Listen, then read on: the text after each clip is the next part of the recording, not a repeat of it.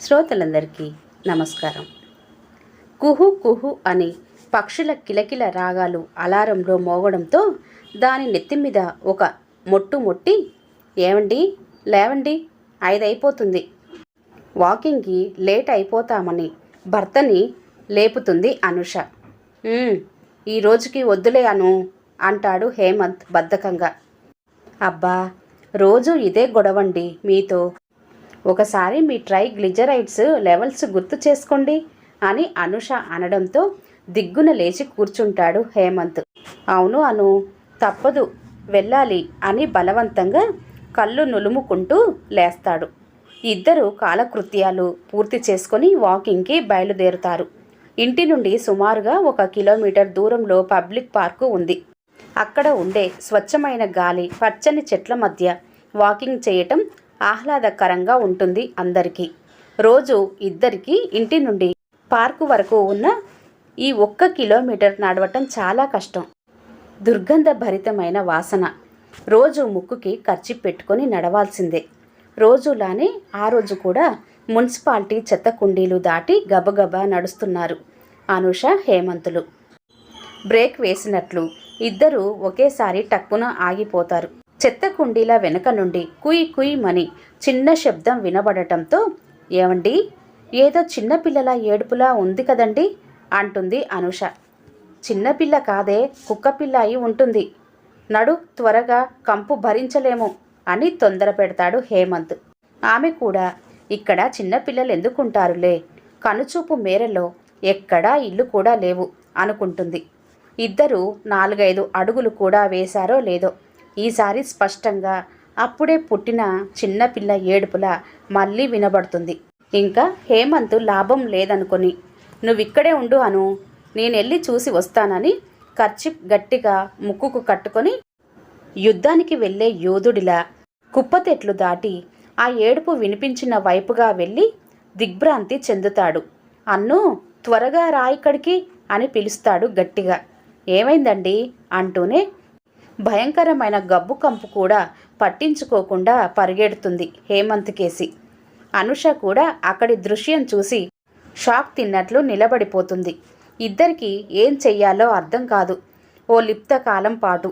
అయ్యో, ఇంత చిన్న పసికందుని చెత్తకుప్పలో పడేయటానికి వాళ్ళకి మనసెలా ఒప్పిందండి అని తల్లడిల్లిపోతుంది అనుష. అవును అను అంటూ ఆ పసికందుని తన చేతుల్లోకి తీసుకుంటాడు హేమంత్. ఒళ్ళంతా చీమలు కుట్టేసి ఎర్రగా కందిపోయి ఉంటుంది. ఈ చుట్టుపక్కల ఎవరైనా ఉన్నారేమో చూడు. ఈ పాపని వదిలేసి ఎక్కువసేపు అయినట్లు లేదు అను, లేకపోతే ఏ కుక్కో పందో పీకు తినేసేవి ఈ పాటికి అంటాడు హేమంత్. పాప హాస్పిటల్ వాళ్ళు వేసిన దుస్తుల్లోనే ఉంటుంది. చేతికున్న ట్యాగ్ తీసేశారు, ఎవరి బిడ్డో తెలియకుండా. ట్యాగ్ హడావుడిలో కట్ చేసినట్లున్నారు. రిస్ట్ దగ్గర కట్ అయ్యి రక్తం వస్తుంది. ఇద్దరి కళ్ళల్లో మెరుపు, ఆనందం. ఇద్దరి మొహంలో ఒకే నిర్ణయం, పాపని ఇంటికి తీసుకువెళ్ళాలని. అనుష తన ఓవర్ కోట్ తీసి అందులో పాపని పొదివి పట్టుకుంటుంది ఎంతో అపురూపంగా. హాస్పిటల్కి తీసుకువెళ్ళాలో ఇంటికి తీసుకువెళ్ళాలో అర్థం కాలేదు ఇద్దరికి. ఏమైతే అదైందని ఇంటికి తీసుకువెళ్తారు. ఇంట్లో వాళ్ళు ఏమంటారో అని భయపడుతూనే. హేమంత్ వాళ్ళ బామ్మ సావిత్రమ్మ, అనుష తల్లిదండ్రులు అందరూ కలిసే ఉంటారు. తలుపు తీయగానే, ఏమిట్రా ఇవాళ వెంటనే వచ్చేశారు, వాకింగ్ అని వెళ్ళి అంటుంది సావిత్రమ్మ. వీళ్ళకేసి చూడకుండానే పూజకి పూలు కోసుకుంటూ. ఈలోపే పాప గుక్క పెట్టి ఏడుస్తుంది. అంతే, ఇల్లంతా కలకలం. సావిత్రమ్మ నోట మాట రానట్లు నిలబడిపోతుంది. అనుష తల్లి కాఫీ డికాషన్ తీస్తున్నది. అక్కడే పడేసి పరిగెత్తుకు వస్తుంది. అనుష తండ్రి కూడా పసిబిడ్డని చూసి అవాక్కైపోతాడు. హేమంత్, అనుషలు పాప దొరికిన ఉదంతం అంతా కళ్ళకు కట్టినట్లు వివరిస్తారు. ఆ పిల్లని హాస్పిటల్లో అప్పగించేసిరాక ఇంటికి ఎందుకు తెచ్చారు ఈ దరిద్రాన్ని అని గదమాయిస్తుంది సావిత్రమ్మ. అనుష తల్లిదండ్రులు కూడా ఆమెతో ఏకీభవిస్తారు. ఆ పిల్లని ముట్టుకుంటే ఏమైపోతుందో అన్నట్లు దూరం దూరం జరుగుతారు. ఏ కులమో గోత్రమో తెలీదు, ఎవరి అక్రమ సంతానమో తెలీదు. వాళ్ళకే బరువై వదిలించుకున్నారు. మీరు తగిలించుకున్నారు చెత్త కుప్పల నుండి తెచ్చి. బుద్ధి లేకపోతే సరి, దానికి బుద్ధి లేకపోతే నీకేమైందిరా అని మనవడిని నిలదీస్తుంది సావిత్రమ్మ. ఎంత ముద్దుగా ఉందో చూడవే బామ్మ, ఇంత పసిదానికి కులం గోత్రాలెందుకే? ప్లీజే, పిల్లలు లేక మేము ఎంత అవస్థ పడుతున్నామో మీకందరికీ తెలుసు. ఇప్పటికీ 2 సార్లు IVF విఫలమైంది. అందుకే ఆ దేవుడిచ్చిన వరంగా ఈ పాపని పెంచుకుంటామే అని బామ్మని బ్రతిమలాడాడు హేమంత్. హేమంత్ చిన్నప్పుడే తల్లిదండ్రులు యాక్సిడెంట్లో చనిపోతే కొడుకు పోయిన కష్టాన్ని దిగమింగుకొని ఆస్తిపాస్తులు లేకపోయినా ఎంతో కష్టపడి సాకుతుంది వాళ్ళ బామ్మ ఒక్కర్తి. అందుకే బామ్మ అంటే అభిమానం. ఆమె గీసిన గీత దాటడు హేమంత్. ఎలాగైనా బామ్మని ఒప్పించాలని విశ్వ ప్రయత్నం చేస్తాడు. నా కంఠంలో ప్రాణం ఉండగా ఆ పిల్లని పెంచుకోవటానికి వీల్లేదురా. మీ ఇద్దరికి ఏమైనా వయసు దాటిపోయిందా? పెళ్ళైన 10 ఏళ్లకి పిల్లలు పుట్టిన వాళ్ళు తెలుసు నాకు అని నిష్కర్షంగా చెప్తుంది సావిత్రమ్మ. ఏం చెయ్యాలో పాలుపోక అనుష, హేమంతులు ఆ పసికందు ఏడుస్తుంటే సముదాయించడంలో పడతారు. ఇంట్లో పెద్దవాళ్ళు ఎవరు సహకరించకపోవడంతో పక్క ఇంట్లోనే ఉన్న ఫ్రెండ్ సహాయంతో పాపకి పాలు పట్టే ప్రయత్నం చేస్తారు. హేమంత్ ఫ్రెండ్ ఒకతను పీడియాట్రిషియన్ ఉంటే అతనికి కాల్ చేసి ఇంటికి పిలిపించి పాపకి వైద్యం చేయిస్తాడు. అతను కూడా పాపని ఆర్ఫనేజ్లో ఇచ్చేహేమో, ఇలాంటి పిల్లలతో ముందు ముందు చాలా హెడేక్స్ వస్తాయి అని చెప్తాడు. దానికి వాళ్ళిద్దరూ సుముఖంగా లేకపోవడంతో ముందు ఏదైనా ఆర్ఫనేజ్లో నేమ్ యాడ్ చేసి వాళ్ళ ద్వారా లీగల్గా అడాప్ట్ చేసుకో అని ఐడియా ఇస్తాడు. ఏది ఏమైనా బాగా ఆలోచించి ఒక నిర్ణయానికి రండి. ఎప్పుడు అవసరమైన కాల్ చెయ్యండి, వస్తాను అని చెప్పి వెళ్తాడు. కాలక్రమంలో అన్నీ సర్దుకుంటాయనే ఉద్దేశ్యంతో పెద్దవాళ్ళ ఇష్టానికి వ్యతిరేకంగానే పాపని దత్తత తీసుకోవడానికి సిద్ధపడతారు అనుష, హేమంతులు.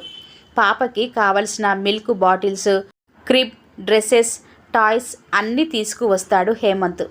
ఇవన్నీ చూసిన సావిత్రమ్మ ఏడుస్తూ అడ్డాల నాడు బిడ్డలు కానీ గడ్డాల నాడు బిడ్డలా అని ముక్కు చీదేస్తూ గదిలోకి వెళ్ళి బల్లుమని తలుపేసుకుంటుంది కోపంగా. అనుష, హేమంతులు ఇద్దరూ ఆఫీస్కి సెలవు పెట్టుకొని పాపని పెంచటానికి హైరానా పడిపోతూ ఉంటారు.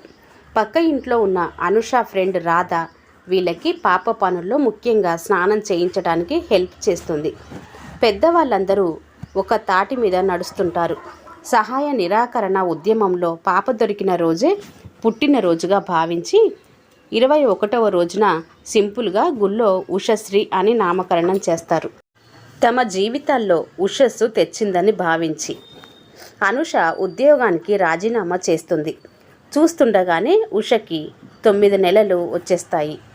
నల్లటి ఒత్తైన గిరిజాల జుట్టు మేలిమి బంగారు ఛాయతో బొద్దుగా మిసమిసలాడిపోతూ ఉంటుంది ఉషశ్రీ. చూపరుల దృష్టిని ఆకట్టుకునేలా. సావిత్రమ్మ అంటే మహా ఇష్టం ఉషకి. ఆవిడ తులసి కోట దగ్గర కూర్చొని జపం చేసుకుంటుంటే తపతప చేతులు కొట్టుకుంటూ ప్రాక్కుంటూ వెళ్తుంది ఆవిడ కేసి. రాకు, మడి కట్టుకున్నాను అని విసుగ్గా కర్ర పెట్టి ఆపుతుంది ముట్టుకోకుండా. ఇది వరకటి అంత వ్యతిరేకత తగ్గుతుంది పెద్దవాళ్లలో. ఉష పెద్ద బోసి నవ్వు నవ్వేసి వెనక్కి తిరిగినట్లే తిరిగి మళ్ళీ ఆవిడ దగ్గరికే వెళ్తుంది. పో మొండిదానా అని అనుష దీన్ని తీసుకుపోవే అవతలికి అని చెప్పి అక్కడి నుండి వెళ్తుంది సావిత్రమ్మ. ఉషశ్రీ రాకతో అనుష వాళ్ళ జీవితంలో పిల్లలు లేరనే నిరాశ నిస్పృహలు పోయి ఆమె ఆటపాటల్లో పెంపకంలో బిజీ అయిపోతారు. మళ్ళీ పిల్లల కోసం ట్రీట్మెంటు తీసుకోవాలన్న ఆలోచనకి తావే లేకుండా పోతుంది. అనుష తల్లిదండ్రులు ఉషశ్రీని దగ్గరకు తీయకుండా ఉండలేకపోతారు. ఉషశ్రీ రాక వలన ఇంట్లో ఒక రకమైన ఉత్సాహభరితమైన వాతావరణం ఏర్పడుతుంది. ఉషశ్రీకి 5 ఏళ్ల వయస్సులో అనుష కన్సీవ్ అవుతుంది. వాళ్ళ ఆనందానికి అవధుల్లేవు. అనుషకి 9 నెలలు నిండి ఒక శుభముహూర్తంలో ఆడపిల్లకి జన్మనిస్తుంది. సావిత్రమ్మ పెద్ద పండుగే చేసుకుంటుంది. మన పిల్ల మనకుండగా ఆ దరిద్రం మనకెందుకు, ఆర్ఫనేజ్లో వదిలేసిరా, కావాలంటే ఎప్పుడైనా వెళ్ళి చూసిరండి అంటుంది సావిత్రమ్మ. ఆ మాటలు ఉషశ్రీకి అర్థమయ్యి కానట్లుగా ఉండడంతో, నాన్న, నన్నెక్కడికి పంపించొద్దు, నేనెక్కడికి వెళ్ళను నాన్న అని హేమంత్ని గట్టిగా పట్టుకొని ఏడుస్తుంది. బామ్మ, ఇంకోసారి ఇలాంటి మాటలు మాట్లాడావంటే నిన్నే వృద్ధాశ్రమంలో పడేస్తా అని కోపంగా అరిచి ఉషని తీసుకొని అక్కడి నుండి వెళతాడు. హేమంత్ అన్నంత పని చేస్తాడని భయం వేసి గమ్మునుంటుంది సావిత్రమ్మ. అనుష, హేమంతులు తపస్వి అని నామకరణం చేస్తారు ఆ పాపకి. తపస్వి పెద్దవాళ్ళందరి ముద్దు మురిపాలతో అతి గారాభంతో పెరగటం వలన మొండిగా తయారవుతుంది. ఇంట్లో ఆమె ఆడింది ఆటగా, పాడింది పాటగా సాగుతుంది. తపస్విని తల్లిదండ్రులు ఎంత క్రమశిక్షణలో పెడదామన్నా పెద్దవాళ్ళు సాగనివ్వరు. అనుష, హేమంతులు ఎంత చెప్పినా పిల్లలిద్దరి మధ్య పెద్దవాళ్ళు వ్యత్యాసం చూపించకుండా ఉండలేరు. పెద్దవుతున్న కొద్దీ ఉషశ్రీకి ఆ తేడా బాగా తెలుస్తుంది. ఎందుకు అందరూ తపస్విని అంత గారాబం చేస్తారో, తనంటే ఇష్టపడరో అర్థమయ్యేది కాదు ఆ చిన్న బుర్రకి. తపస్వికి అక్క అంటే ప్రాణం. తను ఏది చెబితే అదే వేదం. ఉషశ్రీ చెల్లిని అపురూపంగా చూసుకుంటుంది. మంచి చెడు చెబుతూ ఉంటుంది. సావిత్రమ్మకి మాత్రం తపస్వి ఉషశ్రీని ఇష్టపడటం కంటికింపుగా ఉండేది. నా మనవరాలిని నీ చెప్పు చేతులలో పెట్టుకుందామనుకుంటున్నావా? అది ఎప్పటికీ జరగనివ్వను అని తిడుతుంది ఉషశ్రీని. చుట్టుపక్కల వారి వలన ఆమె పుట్టుక విషయం తెలిసి ఎక్కడ ఉషశ్రీ మనసు బాధ పెట్టుకుంటుందోనని సొంత ఇల్లు వదులుకొని వేరే సిటీకి ట్రాన్స్ఫర్ చేయించుకుంటాడు హేమంత్. హేమంత్ బెదిరింపుల వలన సావిత్రమ్మ ఉషశ్రీ గురించి చెడుగా మాట్లాడటం ఆపుతుంది. కానీ తన మనవరాలు కంటే అందంగా ఉంటుందని, తెలివైనదని, సమర్థురాలని మనసులో ఎప్పటికీ ఆమె అంటే అక్కసే. చెత్తకుప్పల నుంచి ఎత్తుకొచ్చిన అమ్మాయి అన్ని విషయాలలోనూ ఉన్నతంగా ఉండటం ఆవిడ జీర్ణించుకోలేకపోతుంది. ఉషశ్రీకి 10th క్లాస్లో స్టేట్ ఫస్ట్ వస్తుంది. ఇంజనీరింగ్లో యూనివర్సిటీ ఫస్ట్ తెచ్చుకొని గోల్డ్ మెడల్స్ సంపాదించుకుంటుంది. అనుష, హేమంతులు చాలా సంతోషపడతారు.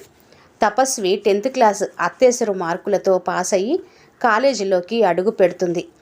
ఉషశ్రీ ఇంట్లో ఉన్నంతసేపు తల్లికి అన్ని పనుల్లో చేదోడు వాదోడుగా ఉంటూ చెల్లికి చదువులో సహాయం చేస్తుంటుంది. అనుషకి ఎనిమియా రావడంతో ఎక్కువ పనులు చేయలేకపోతుంది. దానితో ఇంట్లో పెద్దవాళ్ళందరి బాధ్యత ఉష మీదే పడుతుంది. సావిత్రమ్మకి పక్షవాతం వస్తుంది. ఆమె దగ్గర దుర్వాసన వస్తుందని తపస్వి ఆ రూము ఛాయలకి కూడా వెళ్ళేది కాదు. ఆవిడకేమో తపస్వి నామజపమే ఎప్పుడు. ఏయ్ ముసలి, నన్ను పిలవమాకు, నీ రూమ్లో వాసనకి నాకు వాంతి వస్తుంది అని విసుక్కుంటుంది తపస్వి. తప్పమ్మ, పెద్దవాళ్ళని అలా అనకూడదని ఉషశ్రీ ఎంత నచ్చ చెప్పినా నీలాగా నేను మదర్ తెరీసాని కాదక్క అని వేళాకోళం చేస్తుంది తపస్వి. ఉషశ్రీ MBAలో జాయిన్ అవుతుంది. చెస్లో స్టేట్ లెవెల్ ప్లేయర్ అవుతుంది. నేషనల్ లెవెల్ కాంపిటీషన్కి కూడా ప్రిపేర్ అవుతూ ఉంటుంది. తపస్వికి నేర్పుదామని ఎంత ప్రయత్నించినా, అక్క, అది నీలా తెలివైన వాళ్ళు ఆడే గేమ్ కానీ నాలాంటి వాళ్ళకి కాదు అని నవ్వుతూ అంటుంది. ఉషశ్రీ కాలేజీకి వెళ్లే ముందు రోజు బామ్మకి స్నానం చేయించటం, టిఫిన్ తినిపించి మందులు వేయటం చేసేది. మిగతా పనులు అనుష చూసుకునేది. సావిత్రమ్మకి చనిపోయే ముందు రోజుల్లో పశ్చాత్తాపం మొదలవుతుంది. తన సొంతం అనుకుని ఎంతో గారాబంగా పెంచుకున్న మనవరాలేమో తనని చూడటానికి కూడా ఇష్టపడటం లేదు. తను అంటరానిదనుకున్న ఈ పరాయి పిల్లేమో ఎన్నో సేవలు చేస్తుంది. ఏ జన్మలో రుణమో అని బాధపడుతుంది. ఉషశ్రీ బామ్మకి తినిపిస్తుండగా హేమంత్ వస్తాడు అక్కడికి. బామ్మ, ఎలా ఉంది నీకు అని అడిగి, నా బిడ్డ ఎంత బంగారు తల్లో అని ఉష తల మీద నిమిరి, నేను తినిపిస్తాలే అమ్మా, నువ్వు కాలేజీకి వెళ్ళు అంటాడు. ఉష సరేనని అక్కడి నుండి వెళ్తుంది. బామ్మ, చూసావా, నువ్వు తాకడానికి కూడా ఇష్టపడని పిల్ల నీకు ఎన్ని సేవలు చేస్తుందో. చెత్తకుప్ప నుండి తెచ్చావని అనరాని మాటలు అన్నావు. కులం గోత్రం లేవంటూ ఎన్నో తిట్టావు. చివరికి ఆ పిల్లే ఈనాడు ఇంట్లో అందరినీ సమర్థించుకుంటూ వస్తుంది. ఆ రోజు మా నిర్ణయం సరైనదేనని అడుగడుగునా నిరూపిస్తుంది. సంఘంలో నీ మనవడు ఇప్పుడు ఉషశ్రీ తండ్రిగానే అందరికీ తెలుసు. అవునరా హేమంత్, నాది తప్పే. చిన్న పిల్లే అయినా ఉషకి చేతులెత్తి నమస్కరిస్తున్నాన్రా అంటుంది బామ్మ. ఆమె ఎడల తను ప్రవర్తించిన తీరుకి సిగ్గుపడుతున్నాను అంటుంది. కన్న బిడ్డ పుట్టిన ఏ విధమైన వ్యత్యాసం చూపించకుండా పెంచిన బిడ్డ కోసం ఉన్న ఊరు సొంత ఇల్లు కూడా వదులుకొని వచ్చిన మీ ఇద్దరి ఉదార స్వభావానికి కూడా జోహార్లురా అని చిన్నవాళ్ళైన పెద్ద మనసుతో తనని అర్థం చేసుకుంటూ చాదస్తంతో ఎంత సతాయించినా భరించి అందరిలా వృద్ధాశ్రమంలో పడేయకుండా చంటి పిల్లల తనని సాకుతున్నందుకు కళ్ళనీళ్లు పెట్టుకుంటూ కృతజ్ఞతలు తెలుపుకుంటుంది.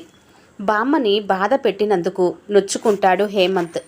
బామ్మకి ఇప్పటికైనా ఉష విలువ తెలిసొచ్చినందుకు సంతోషపడతాడు.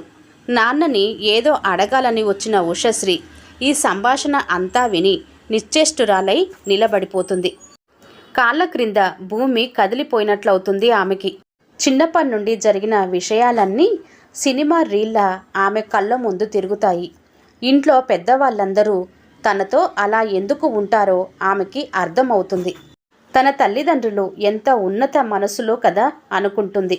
చెత్త కుప్పలో దొరికిన తనని ఇంట్లో పెద్దలని సొసైటీని ఎదిరించి అడాప్ట్ చేసుకున్నారని తెలిసి విచలితురాలు అవుతుంది. తనకి విషయం తెలియకూడదని వాళ్ళు చేసిన త్యాగానికి ఆశ్చర్యపోతుంది. నేషనల్ చెస్ కాంపిటీషన్లో విన్ అవుతుంది ఉషశ్రీ. అవార్డు ఫంక్షన్లో తన జన్మ రహస్యం అందరి ముందు వెల్లడి చేసి మా అమ్మా నాన్నలే ఈ అవార్డుకి నిజమైన అర్హులని, ఆ రోజు వాళ్ళు ఎవరో అక్కర్లేదనుకొని చెత్తకుప్పల దగ్గర పడేసిన పిల్ల మనకెందుకీ జంజాటం అని వదిలేస్తే ఈనాడు తన అస్తిత్వమే ఉండేది కాదని, వారిది ఎంత గొప్ప మనసో అని అందరికీ తెలియజేస్తుంది. తనకి విషయం తెలిస్తే బాధపడతానని తెలియకుండా జాగ్రత్త పడ్డారని కూడా చెప్తుంది. తను ఏమిచ్చినా ఈ జన్మలో వారి రుణం తీర్చుకోలేనని వారికి కృతజ్ఞతలు తెలుపుకుంటుంది. ఇలా అందరూ ఉన్నతంగా ఆలోచిస్తే ఎవరు అనాథలుగా మిగలరని చెబుతుంది. అందరి కరతాళ ధ్వనుల మధ్య అనుష హేమంతుల కళ్ళు చెమర్చగా ఆనందంతో ఆ అవార్డు తమ చేతుల మీదుగా ఉషశ్రీకి అందజేస్తారు. ఆమె వారికి పాదాభివందనం చేస్తుంది. ఈ కథ ఇంతటితో సమాప్తం అండి. కథ కనుక నచ్చినట్లయితే లైక్ చేయండి, షేర్ చేయండి. అలాగే మరిన్ని మంచి కథల కోసం ఛానల్ని సబ్స్క్రైబ్ చేసుకోండి. మరొక మంచి కథతో మళ్ళీ కలుద్దాం. అంతవరకు సెలవు, నమస్తే. అలాగే కొత్త వారు కనుక మన ఛానల్ని ఫస్ట్ టైం కనుక చూస్తున్నట్లయితే దయచేసి సబ్స్క్రైబ్ చేసుకోండి. Thank you.